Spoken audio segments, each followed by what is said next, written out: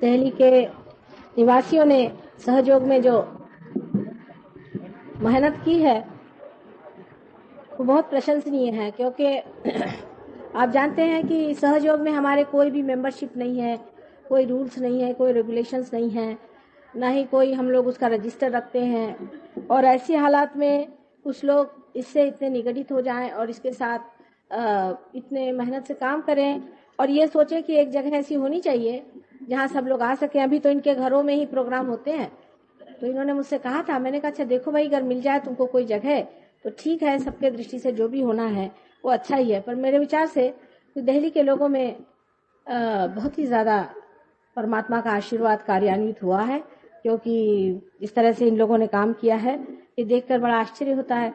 और जगह तो बहुत कोशिश करने पर भी कुछ नहीं हो पाया है। ये सब आप ही का अपना है, आप ही के लिए जगह बनी हुई है और आप ही वहां रहेंगे और आप ही उसको इस्तेमाल करें, उसका उपयोग करें। लेकिन ये जरूरी है कि एक उसका न्यूक्लियस होना चाहिए, एक जगह होनी चाहिए जहाँ गणेश जी की स्थापना होनी चाहिए। इस तरह की एक जगह होना जरूरी होती है, क्योंकि हर जगह के अपने अपने वाइब्रेशंस होते हैं। कोई जगह ऐसी बना दी जाए जहाँ के वाइब्रेशंस ऐसे हो कि आदमी जा करके शांति पूर्वक वहां ध्यान करे और उससे लाभ उठाए तो अच्छा होगा। लेकिन मुझे कुछ इसमें ज्यादा समझता नहीं है पैसे ऐसे के मामले में, इसलिए जो भी आप लोगों को इसमें कोई त्रुटि उटी दिखाई दे तो आप मुझे बता सकते हैं। अगर कोई गलती हो जाए, कोई गड़बड़ हो जाए, हालांकि आपको आश्चर्य होगा कि सहयोग को प्राप्त हुए लोग जो हैं वो इस कदर ईमानदार हैं, इतने ज्यादा ईमानदार हैं कि समझ में नहीं आता है कि इनकी ईमानदारी की कोई तुलना किसी से कर सकते हैं या नहीं। किसी भी भय के बगैर ही इतनी ईमानदारी इनमें है और इतनी कर्तव्यपरायणता है और इतना प्रेम और इतनी समरसता आपस में है कि आश्चर्य होता है कि ये विभिन्न लोग हैं, विभिन्न धंधे वाले हैं, कोई सरकारी नौकर है, कोई कुछ है, लेकिन आपस में एक तरह का इतना प्रगाढ़ प्रेम और इतना आदर कि हम लोग सेंट्स हैं और सेंट्स को सेंट्स की रक्षा भी करनी चाहिए और उनकी प्रतिष्ठा भी रखनी चाहिए। इसका इतना ज्यादा अंदर से विचार अंदर से आया हुआ है कि बड़ा आश्चर्य होता है। जैसे कि आपके यहाँ पर सुब्रमण्यम साहब है और इन्होंने बहुत प्रगति की, सहयोग में बहुत ज्यादा प्रगति की। और हम देखते हैं कि लोग, जो आदमी प्रगति कर लेता है सहयोग में, उसको अपने ही आप मानने लग जाते हैं। हालांकि वो आदमी इतना प्रेममय होता है, वो कोई चीज को कुछ कहता ही नहीं, पर अपने ही आप ऐसे आदमी को मानने लग जाते हैं, क्योंकि उससे ऐसे अच्छे सुंदर से चैतन्य के वाइब्रेशंस आते हैं कि वो मानने लग जाते हैं उसको। वो समझ लेते हैं कि ये आदमी हमसे जरा ऊंची स्थिति पे अभी पहुंचा हुआ है और उसके लिए कोई कंपटीशन नहीं होती। उल्टे कंपटीशन यही होती है कि हम इनके जैसे कैसे होंगे, इनके जैसे अच्छे कैसे बनेंगे, इनके जैसे दाता कैसे बनेंगे। सहयोग का जो सबसे बड़ा लाभ है वो यही है कि हमारे अंदर आमूलाग्र बदल हो जाता है। जैसे ही हमारे अंदर प्रकाश आ जाता है वैसे ही हमारे अंदर आमूलाग्र बदल। जैसे कि आप देखते हैं अंधेरे में जब आदमी चलता है तो उसकी चाल ही नहीं समझ में आती, वो कभी इधर टक्कर मारता है, कभी उधर टक्कर मारता है। लेकिन जैसे ही प्रकाश उसके सामने आ जाता है वो जानता है कि उसे कहाँ जाना है, कैसे चलना है, मर्यादाएं जीवन की और सब चीज अपने आप बनने लग जाती है। वो स्वयं ही मर्यादा से दूर नहीं हटता है और हमेशा उसको एक तरह से उसके आत्मा के प्रकाश का आभास रहता है और वो उसे छोड़ना नहीं चाहता है। जिस क्षण उसे वो छोड़ देता है उसी क्षण वो देखता है कि उसके वाइब्रेशन छूट गए और उसकी शांति उसकी छूट गई, तो उसको चिपकता जाता है। जैसे कि किसी को अमृत मिल जाए तो फिर वो गंदे नाले में नहीं जाता। लेकिन ये घटना है, ये लेक्चर से नहीं होगा। मैं जानती हूँ इसका लेक्चर देने से कुछ नहीं होगा। ये पाने की बात है, जब आप पा लेते हैं और जब आपका वृक्ष इसमें बढ़ जाता है, जब आप उस स्थिति में पहुंच जाते हैं, तभी ये घटना होती है और तभी आप ऐसे हो जाते हैं। और इसका अनुभव आप लोगों को भी हुआ है, आप में से बहुतों को ये आप लोग पार हो चुके हैं और बहुतों को मिला हुआ है। और इसमें आपको भाषा भी जानना जरूरी है। अभी एक साहब ने मुझे फ्रेंच भाषा में चिट्ठी लिखी। मुझे तो फ्रेंच भाषा पढ़नी नहीं आती, मतलब पढ़ तो लेती हूँ पर समझ नहीं आती। सिर्फ वाइब्रेशन से मैं समझ गई कि इन्होंने कितना प्रेम उसमें भरा है। ये तो सिर्फ प्याले हैं, प्याले है शब्द, लेकिन उसके अंदर का जो सुगंध है, उसके अंदर की उस रस है जो अमृत है, उसकी तृप्ति से ही जो आनंद है वो कहीं अधिक ज्यादा है, जो कि सिर्फ प्याले देखने से होता है। अगर समझ लीजिए बड़े अच्छे प्याले बने हो, बड़े खूबसूरत प्याले बने हो, और उसके अंदर गंदी सी कोई चीज भरी हुई, आप पीते ही साथ उसे थूक देंगे, वो प्याले से आपको कोई मतलब नहीं। और प्याले कैसे भी रहे, लेकिन अंदर अगर वो अमृत हो तो आदमी उसे पीते ही साथ उस अमृत पान से जो वो तृप्ति पाता है वो उन प्यालों से नहीं पाता।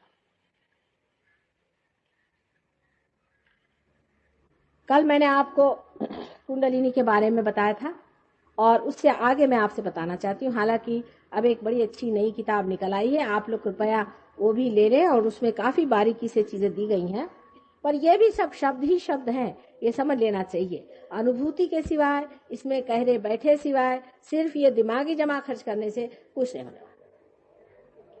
जब आपके अंदर अवेकनिंग होने लगती है तब अपने आप चेंजेस आने लग जाते हैं। जैसे कि मैंने आपसे कहा कि जैसे आपके अंदर नाभि चक्र की जागृति हो,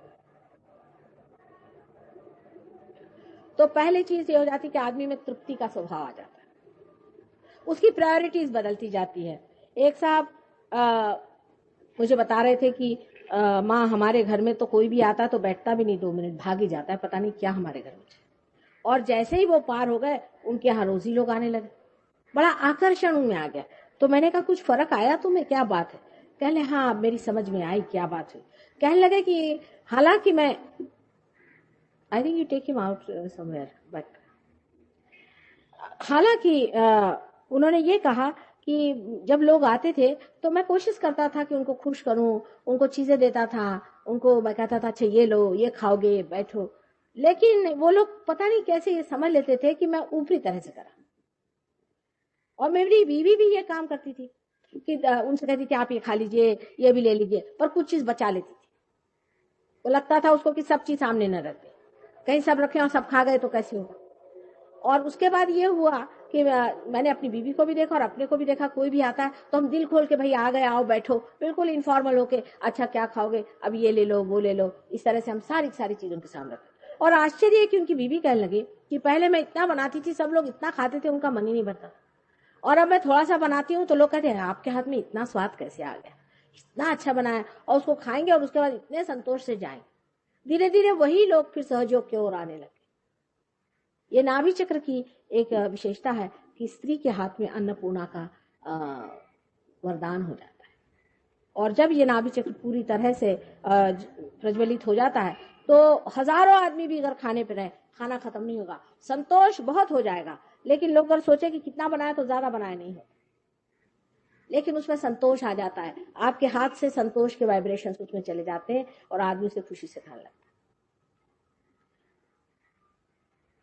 नाभि चक्र से प्रेम बहुत उमड़ता है मनुष्य के अंदर, बहुत ही प्रेम उमड़ता है। उसको समझ में नहीं आता है कि मैं इनको कैसे क्या दूं, किस तरह से मैं इनको अपना प्रेम दूं। हम लोग तो कभी सोचते भी नहीं है, प्यार हमारे अंदर आता भी नहीं है, और आया तो भी हम अपना छिपा लेते हैं प्यार, कि कहीं ये ना सोच ले कि हम कुछ चीज चाह रहे हैं कि कुछ नहीं। नाभि चक्र के खुलते आदमी में इतना प्रेम उमड़ आता है कि उसको लगता है कि मैं ये दूं कि वो दूं, और एकदम खुल जाता है, एकदम खुल जाता है। उसको लगता है कि भाई आए हैं तो इनको किस तरह से खुश किया जाए, क्या दिए, किस तरह से आराम दें, किस तरह से ही करें। वो आर्टिफिशियल नहीं होता। हमेशा मानव कितना भी खुद आर्टिफिशियल हो जाए, दूसरे की भी आर्टिफिशियलिटी जानता है। ये आदमी कितना ऊपरी तरह से कह रहा है और कितना अंदर से कह रहा है, ये मनुष्य तभी पहचान लेता है। अपने देहातों में जरूर ऐसे लोग होते हैं कि वो खुश हो जाते हैं, उनके पास जाओ, और अगर उनको बहुत खुश करना हो, पहले ऐसे लोग होते थे, आजकल तो ऐसे लोग रहे नहीं। कि हम अपने फादर के जानते हैं कि घर वो बहुत किसी दिन नाराज हो जाए तो उनसे जाके आप कहिए कि आज हमें आइसक्रीम खाना है, तो बहुत खुश हो जाएंगे। उनसे ऐसी कोई बात कह दीजिए, उससे वो खुश हो जाते थे। इस तरह की पहले लोग होते थे, और उस प्यार को और उसको देने में और खिलाने में और लोगों को आनंद देने में उनको बड़ा आनंद आता था। वही चीज अपने अंदर इतनी ज्यादा आ जाती है, यानी मेरी तो समझ में नहीं आता कि लोगों से कहूं तो क्या कहूं, क्या बहुत हो गया, अब आपस के लिए न करो। देहात में गए तो इन लोगों के लिए न जाने उन्होंने क्या क्या करके रखा, जितना भी कर सकते थे इनके लिए वहां कर।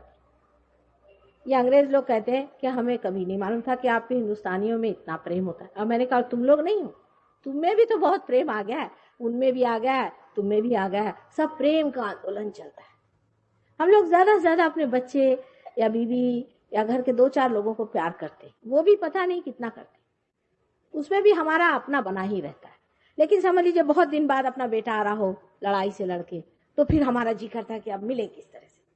तब एक बार आती है तबीयत की किस तरह से मिले। उतना ही प्यार सर्वसाधारण ऐसे मुलाकात में भी, अरे वो है चलिए उनसे मिल लें, वो यहाँ रहते हैं उनको देख लें, उनकी कोई तकलीफ है उसे उठा लें, ये है तो वो कर लें। इस तरह की चीजें इतनी अंदर में पनपती हैं क्योंकि अपनी आनंद की कल्पना ही बदल जाती है। देने में आनंद आता है, किसी के साथ करने में आनंद आता है। थोड़ी सी भी चीज हो तो आदमी बता कि ये कर दूं कि वो कर दूं कि ऐसे कर दूं कि वैसे कर दूं।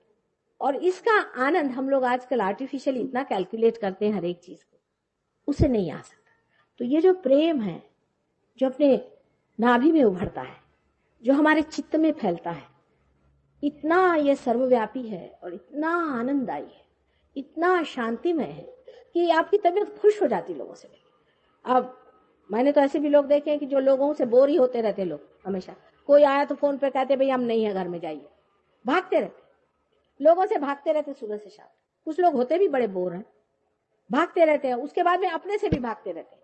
को लगता है क्या करें, 2 आदमी बैठे हैं दोस्त, तो वो बीच में एक कॉमिक पढ़ेंगे, ये एक पढ़ेंगे वो एक पढ़ेंगे, या एक सिनेमा जाके साथ देखें। दोनों में कोई आदान प्रदान नहीं होता है।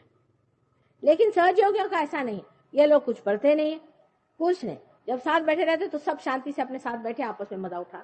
अभी क्या करें, कुछ नहीं, बैठे हुए आपस में मजा उठा रहे हैं। कोई आदमी घर पार हो जाता है। अभी हम कलकत्ते जब गए थे तो होटल में ठहरे थे, वहां होटल में एक साहब आए, 3-4 और लोग साथ में रहते थे दूसरे कमरों में। तो मेरे पैर पे आते साथ उसमें से वाइब्रेशन खूब जोर से शुरू। ये लोग दौड़ते हुए वहां से आए, कहले माँ कौन तुम्हारे पैर पे आ गया। मैंने कहा क्यों। कहले ऊपर से एकदम वाइब्रेशन आ गए। मैं कहा देखो ये, उसका सुगंध ले रहे हैं, मजा उठा रहे हैं। अब वो आदमी कौन है, जात का कौन है, पात का कौन है, कौन से गांव का है कि कौन से शहर का है कि कौन से देश का, वो उसके पीठ पे वाइब्रेशन, हो क्या मजा है। अब खड़े हुए मजा उठा रहे, वो भी मजा उठा रहे और ये भी मजा उठा रहे। बहुत बार आप देखते होंगे यहाँ जो सहयोगी आप लोगों को मेरे पैर पे लाते, वो अपने ध्यान में आप लोगों का मजा उठा रहा है। फिर मैं कहती हूँ अब ध्यान में मजा उठाओ, दूसरों को तो लेना, तुम तो इनका मजा उठाने में लग गए। तो मनुष्य की जो तत्व की कमाई है, उसके तत्व में जो कमाई है, उसका मजा मनुष्य उठाता है। ये ना कि उसकी दुनिया की चीजों पे, कि आपके पास बड़ी मोटरें हैं, कि आपके पास बड़े बड़े मकानात हैं, घर हैं, उससे क्या होगा हमें। पर एक दिल है बहुत बड़ा, और वो जो दिल होता है, वो दिल आपको आश्चर्य होगा कि इस नाभि से चलता है। इसलिए आयोटिक प्लेक्सस को बहुत से लोग कहते हैं कि it is heart of the stomach. बहुत से लोग कहते हैं आयोटिक प्लेक्सस को कि ये स्टमक का हार्ट है, एकदम अंदर से दौड़ने लग जाता है। ये चीज रियलाइजेशन के बाद घटित होती है।